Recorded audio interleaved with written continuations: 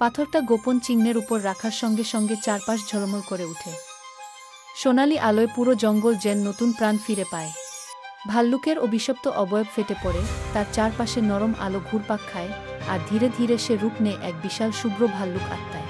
ভাল্লুকের চোখে জল, তবে এবার সেটা দুঃখের না, একটা চিরকালীন মুক্তির আনন্দ। ভাল্লুক শান্ত কণ্ঠে বলে, রুহান, তোমার সাহস আর দয়া আমাকে মুক্তি দিল।